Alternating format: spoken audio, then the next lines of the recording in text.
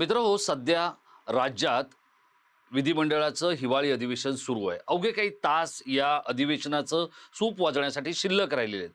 पण या अधिवेशनामध्ये ज्यावेळेला आपण वावरत होतो किंवा त्या सगळ्या गोष्टींचा आपण अंदाज घेत होतो, तेव्हा एक गोष्ट स्पष्ट दिसून आलेली आहे. ती म्हणजे या राजकीय नेत्यांच्या नोंदी सगळ्यात महत्त्वाचं काय असेल, तर त्यांची मुलं-बाळं. त्यांचं भवितव्य, त्यांचं राजकारण आणि त्यानंतर पक्षाचं भलं होणं. पण या सगळ्यामध्ये कार्यकर्त्याचं मात्र भुसकाट झालेलं आहे. कसं? तर या सगळ्या महायुतीचा फॉर्म्युला ज्यावेळेला केंद्रातून महाराष्ट्रात पाठवण्यात आलेला आहे, त्यावेळेला ज्या भाजपच्या किंवा ज्या शिवसेनेच्या ज्या नेत्यांना असं वाटत होतं, की आता कार्यकर्त्यांना काही देता येईल, त्या नेत्यांचाही विरोध झालेला आहे. कार्यकर्त्यांचा तर त्याहीपेक्षा विरोध झालेला आहे. आता कार्यकर्त्यांची किंमत ही फक्त नेत्यांच्या मागे पुष्पगुच्छ घेऊन धावणं, त्यांच्या मिन्नतवाऱ्या काढणं आणि त्यांच्या गाड्यांचे दरवाजे उघडणं इतकीच राहिली आहे का? अशी परिस्थिती नागपूर ते मुंबई आणि एम-एम-आर-डी रिजनमध्ये फिरताना आपल्याला दिसते. या कार्यकर्त्यांचं भुसकाट होण्यामागे नेमकी काय कारणं आहेत आणि यासाठीचा नवा जो महायुतीचा फॉर्म्युला आहे, तो कसा भाजपच्या आणि शिंदेंच्याही त्रासाला कारणीभूत ठरणार आहे, मी आपल्याला संक्षिप्त स्वरूपात समजावून सांगणार आहे. नमस्कार मित्रो, मी राजेश कोचरेकर आणि आपण पाहताय आपलं आवडतं न्यूज पोर्टल टाइम महाराष्ट्र. मित्रहो, राजकीय पक्षामध्ये महत्त्वाचा कोण? असा जर प्रश्न मी आपल्याला विचारला, तर आपल्याकडून काय उत्तर असेल? एक तर राजकीय पक्षामध्ये नेते महत्त्वाचे किंवा कार्यकर्ते महत्त्वाचे. शिवसेना प्रमुख बाळासाहेब ठाकरे जसं नेहमी जाहीर सभांमधून म्हणायचे, की मला नेत्यांपेक्षा शिवसैनिक हे पद आणि त्या पदावर बसलेला तो कार्यकर्ता अधिक जवळचा वाटतो. आता हीच गोष्ट ज्यावेळेला शिवसेना प्रमुखांचं आपल्यातून निघून जाणं झाल्यानंतर इतक्या वर्षांनंतर ज्यावेळेला आपण पाहतोय, तर मग ते उद्धव ठाकरेंचा पक्ष असू द्या, तो राज ठाकरेंचा पक्ष असू द्या, एकनाथ शिंदे यांचा पक्ष असू द्या किंवा देवेंद्र फडणवीस आणि रवींद्र चव्हाण यांचा भाजप असू द्या, या सगळ्या पक्षांमध्ये कार्यकर्त्यांचं मात्र भुसकाट झाल्याचं आपल्याला दिसतंय. हे का? तर आता जो नवा फॉर्म्युला आता समोर आलेला आहे, की शिंदेंना नडू नका, या शिंदेंना नडू नकामध्ये अमित शहांनी एका बाणामध्ये अनेक पक्षी घायाळ केलेत. आता जसं या संदर्भामध्ये स्वतः शिवसेनेचे प्रवक्ते असलेले संजय राऊत काय म्हणतायत ते आधी आपण संक्षिप्त स्वरूपात बघूया आणि मग पुढे नेमकं काय काय याच्यातून अडचणी उद्भवणार आहेत ते मी आपल्याला सांगणार आहे.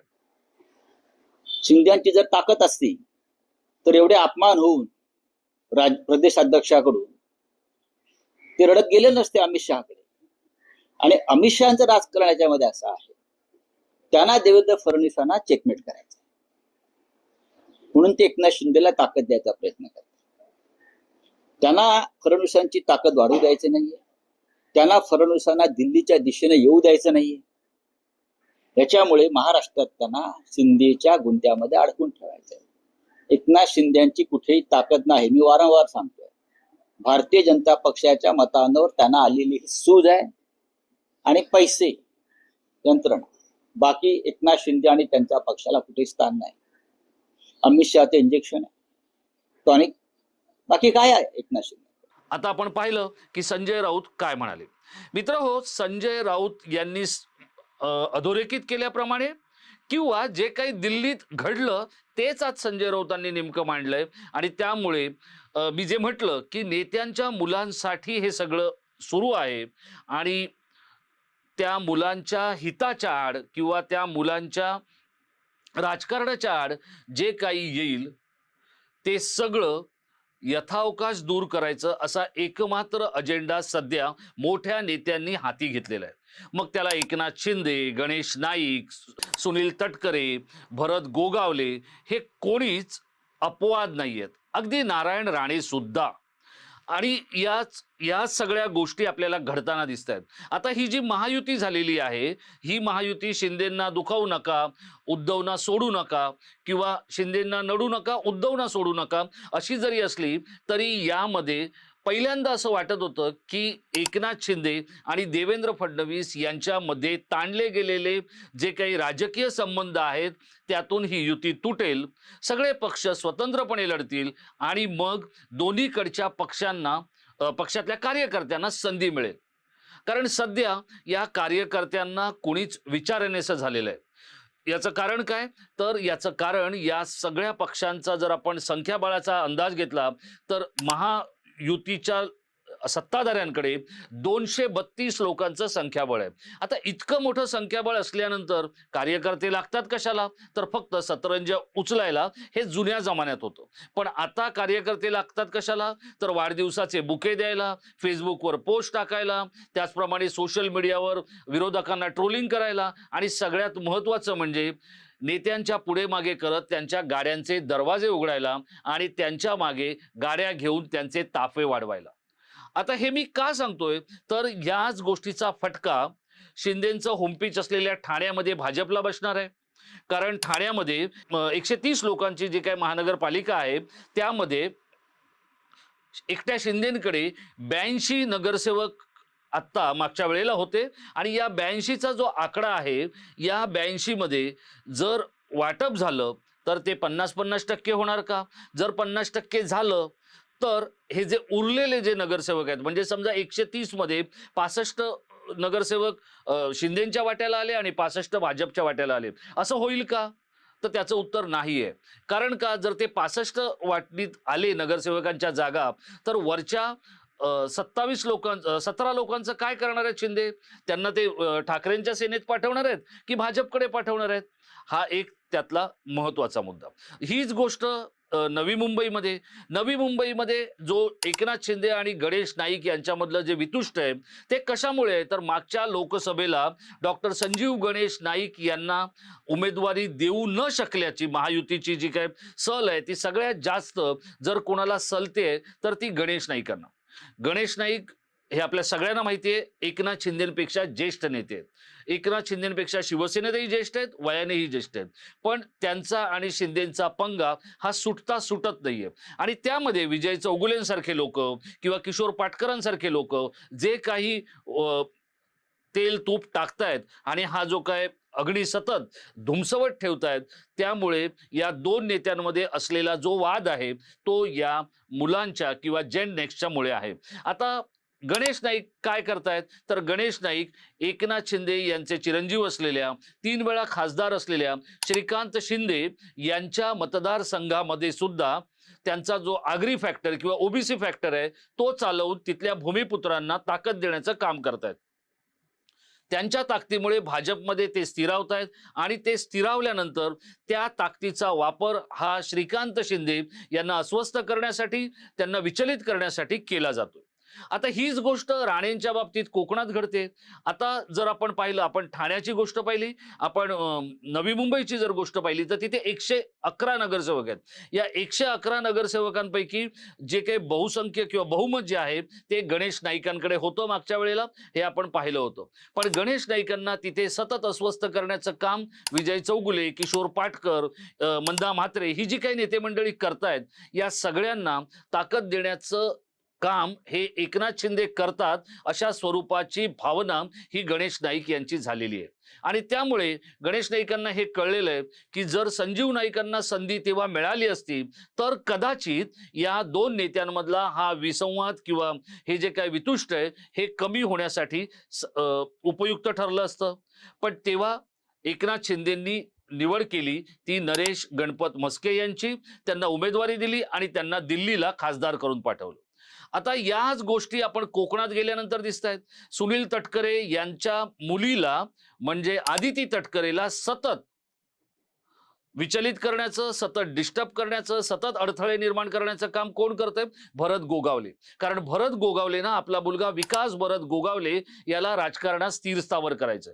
पण आदिती तटकरे यांचं एकूणच गुणात्मक मूल्य, त्यांची काम करण्याची पद्धत, कार्यशैली आणि विकास गोगावले यांची कार्यशैली याच्यामध्ये काश्मीर ते कन्याकुमारी इतका फरक आहे. आणि त्यामुळे शरद पवार असो किंवा देवेंद्र फडणवीस असो, अजित पवार असो, गेला बाजार एकनाथ शिंदे असो, या सगळ्यांचं मन हे आदिती तटकरेंनी आपल्या कामामुळे जिंकलेलं आहे. ही गोष्ट काही विकास गोगावलेंना करता आलेली नाहीये आणि त्यामुळे काहीसे मागे पडलेले विकास गोगावले यांच्यासाठी भरत गोगावले हे सतत पालकमंत्र्याचा मुद्दा किंवा इतर तिथले स्थानिक मुद्दे घेऊन या तटकरे कुटुंबियांना विचलित करण्याचा प्रयत्न करत असतात. आता या सगळ्या नेत्यांच्या या भांडणांमध्ये झालंय असं की भरडून निघालाय तो कार्यकर्ता. कारण जर महायुती झाली तर या कार्यकर्त्यांना येणारी किंवा मिळणारी जी संधी होती ती निम्म्यावर आलेली आहे. आता मुंबईचा जर आपण विचार केला तर 227 नगरसेवक आहेत. या 227 नगरसेवकांपैकी जर संयुक्त शिवसेना ज्या वेळेला होती त्यावेळेला संयुक्त शिवसेनेकडे 84 लोक होते. ते त्यांनी वाढवत 100च्या पार नेले. एका रात्रीत राज ठाकरेंचे काही नगरसेवक त्यांनी पळवले होते. त्यानंतर जे काही खटले चालू होते किंवा जे काही निवडणुकांच्या जात प्रमाणपत्र आणि इतर मुद्द्यांवरून जे काही वाद झाले होते त्यामुळे उद्धव ठाकरे यांच्या संयुक्त शिवसेनेची संख्याबळाची मर्यादा ही 100 पार झाली होती. आता या सगळ्या लोकांमधून शिंदेंकडे मोठ्या प्रमाणात एक गट आलेला आहे आणि त्यांना जर समजा निवडणुकांमध्ये तिकीटं दिली गेली नाहीत, मित्रहो हे विधान आपण लक्षपूर्वक ऐका. जर एकनाथ शिंदेंकडून निराशा झाली तर हे नगरसेवक किंवा हे उमेदवार शिंदेंकडे थांबणार नाहीत. कारण त्यांना जे शिंदेंकडून हवं होतं ते सगळं त्यांनी मिळवलेलं आहे.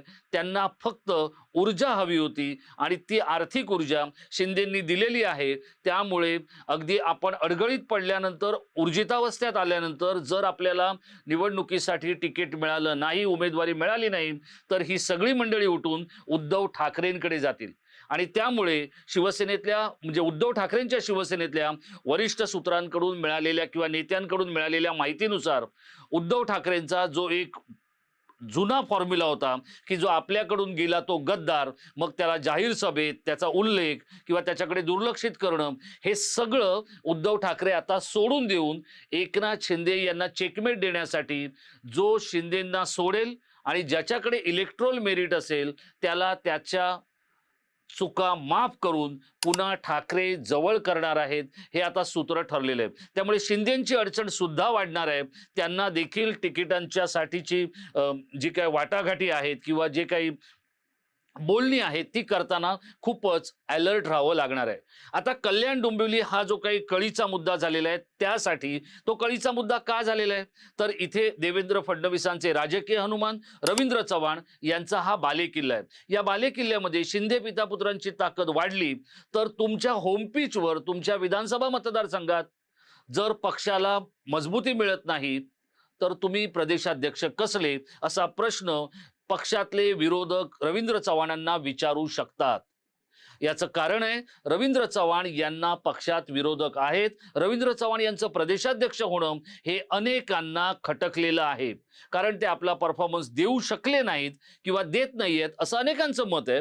पण रवींद्र चव्हाण हे जरी आपल्याला समोर पडद्यावर दिसत असले तरी त्यांच्या मागची जी काही शक्ती आहे ती फडणवीसांची आहे, ती देवेंद्र भाऊंची आहे आणि त्यामुळे ही सगळी शक्ती पणाला लावून कल्याण डोंबिवलीमध्ये रवींद्र चव्हाण यांचं प्राबल्य कायम ठेवण्याचा प्रयत्न हा फडणवीसांकडून होऊ शकतो. जर आपण कल्याण डोंबिवलीचा विचार केला तर कल्याण डोंबिवलीमध्ये जे नगरसेवक आहेत त्यापैकीच्या 42 जागा मागच्या वेळेला भाजपकडे होत्या आणि 55 जागा आता त्यांना हव्या आहेत असं ज्या वेळेला माध्यमांनी त्यांना विचारलं देवेंद्र फडणवीसांना, त्यावर देवेंद्र फडणवीसांचं उत्तर बघा किती आक्रमक आहे. म्हणजे भले अमित शहांनी काही सांगितलं असलं तरी देवेंद्र फडणवीस हे आपला आक्रमकपणा सोडणार नाहीयेत. अर्थात तो आक्रमकपणा गणेश नाईक, रवींद्र चव्हाण किंवा नितेश राणे यांच्यासारखा बटबटीत किंवा अंगावर येणारा नसेल, तो संस्कारी आक्रमक पणा असेल. हे आज देवेंद्र फडणवीसांनी दाखवून दिलंय. अगदी संक्षिप्त स्वरूपात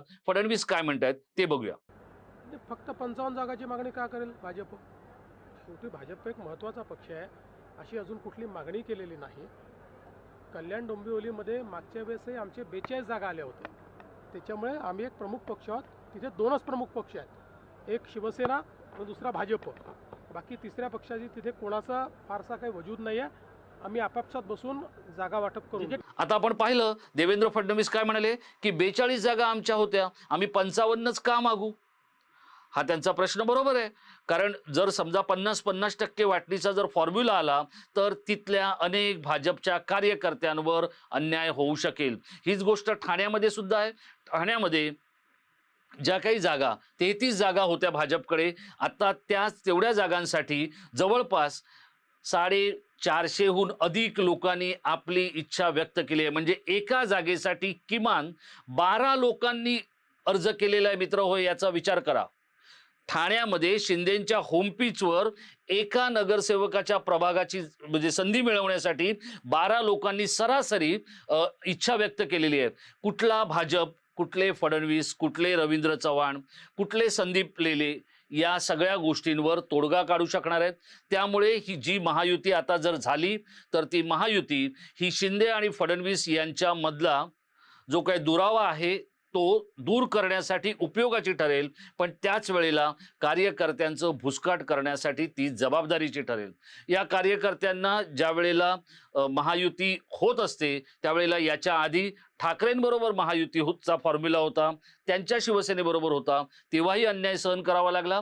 आता शिंदेंबरोबरची युती तुटू नये आणि केंद्रातल्या सरकारला तडे जाऊ नयेत यासाठी आता केंद्रातल्या शीर्ष नेतृत्वाचे प्रयत्न सुरू झालेले आहेत. अर्थात या नेतृत्वामध्ये जसं संजय राऊत म्हणतात तसं अमित शहांना एकनाथ शिंदे यांना ताकद द्यायची आहे. त्याचं कारण एवढं आहे की ती महायुती मजबूत होण्यापेक्षा एकनाथ शिंदे मजबूत होणं गरजेचं आहे. कारण त्यातून 2 हेतू साधले जातात. एक म्हणजे अमित शहा यांना दुखावणारे किंवा अमित शहा यांना आव्हान देणारे उद्धव ठाकरे हे धारातीर्थी पडतात आणि दुसऱ्या बाजूला दिल्लीच्या दिशेनं वेगाने येऊ शकण्याची क्षमता असलेल्या देवेंद्र फडणवीसांना खीळ घालणं हे एकनाथ शिंदेमुळे शक्य होऊ शकतं. या एका बाणामध्ये अनेक पक्षी घायाळ करण्याचं काम हे अमित शहांनी सुरू केलंय आणि तसाच प्रयत्न राज्यामध्ये देवेंद्र फडणवीस करतायत. हेच आत्ता गेल्या काही तासांमधलं सार आहे, इतकं आपल्याला समजून घ्यायला हवं. मित्रांनो, आपल्याला काय वाटतं, अमित शहा यांनी जो एक तीर चालवलेला आहे त्यातून 2 निशाणे साधलेले आहेत. एक म्हणजे उद्धव ठाकरेंना धारातीर्थी पाडणं आणि दुसरं देवेंद्र फडणवीसांचा दिल्ली दरबारातला प्रवेश किंवा तिथला प्रभाव रोखणं. हे आपल्याला पटतंय का? महायुतीचा फॉर्म्युला जर पुन्हा आकाराला आला तर कार्यकर्त्यांचं भुसकाट होईल, कार्यकर्त्यांची निराशा होईल. हे माझं मत आपल्याला पटतंय का? भाजप आणि शिवसेनेच्या दोन्ही कार्यकर्त्यांना हात हलवत बसावं लागेल आणि या दोन्ही नेत्यांकडे असलेले जे कार्यकर्ते आहेत ते जर दुरावले, दुखावले आणि जर निराश झाले तर ते ठाकरे ब्रँडच्या हाती लागतील का? आपल्याला काय वाटतंय? आपण या व्हिडिओच्या खाली असलेल्या इनबॉक्समध्ये आपली मतं आवर्जून कळवा. नेहमीप्रमाणे आग्रह तोच, मतं आपली अगदी संसदीय शब्दांमध्ये आणि संक्षिप्त स्वरूपात असली तर त्या तुमच्या प्रतिक्रियांमधलं गुणात्मक मूल्य घेऊन आपल्याला पुढचा व्हिडिओ करता येईल. मित्रहो, महाराष्ट्राच्या राजकारणात घडणाऱ्या घटना, घडामोडी आणि संदर्भ एकत्र आणत अत्यंत उत्तमोत्तम व्हिडिओ करण्याचा आमचा प्रयत्न आहे. आपली रोज मिळणारी साथ ही आमचा उत्साह वाढवणारी आहे. अशी साथ देण्यासाठी जर अजूनपर्यंत आपण टाइम महाराष्ट्र सबस्क्राईब केलं नसेल तर आवर्जून सबस्क्राईब करा आणि तुम्ही केलं असेलच असं मी समजतो तर आपल्या प्रियजनांना सांगायलाही विसरू नका. धन्यवाद.